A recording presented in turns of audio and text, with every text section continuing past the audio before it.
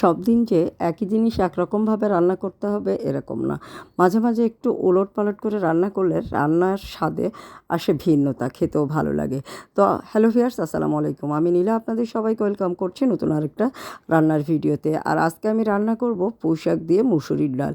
তো প্রথমে আমি পুঁই শাক এবং ডাল দিয়ে পরিমাণ মতো পানি দিয়ে লবণ, কাঁচামরিচ, হলুদ দিয়ে ভালো করে একটু নাড়াচাড়া করে বসিয়ে দিব। তারপরে ঝোলটা যখন একটু ফুটে উঠবে তখন আমি একটু আদা বাটা এবং একটু পেঁয়াজ বাটা দিয়ে দিব। দিয়ে ঝোলটাকে একটু গাঢ় করে নিয়ে আমি এটাকে তেলের পরে দিব।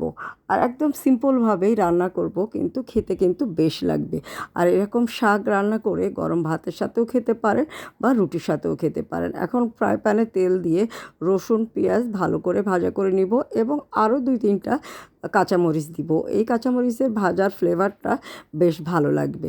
তো পেঁয়াজ মরিচ ভাজা হয়ে গেলে পুঁই শাকের ভিতরে দিয়ে পুঁই শাকটা একদম গাঢ় হয়ে আসলে নামিয়ে গরম গরম ভাতের সাথে এই শাক তরকারিটা খাবো।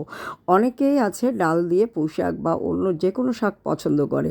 আমরা খুব বেশি খাই না, তবে মাঝে মাঝে আমি একটু রান্না করি। ওই যে বললাম, রান্না একটু যদি ভিন্নতা আনা হয় তাহলে স্বাদে একটু ভিন্নতা পাওয়া যায়। তো হয়ে গেল আমার পুঁই শাক এবং ডাল রান্না করা। তো আজকের রান্নাটা কেমন হলো কমেন্ট করে জানাবেন। কারা কারা এভাবে খান সেটাও একটু কমেন্টে জানাবেন।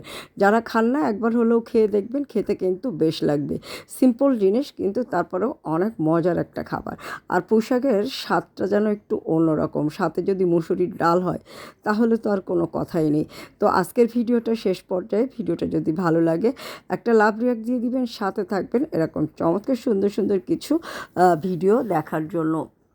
আর আমার পেজটা অবশ্যই আপনারা ফলো করে দিবেন।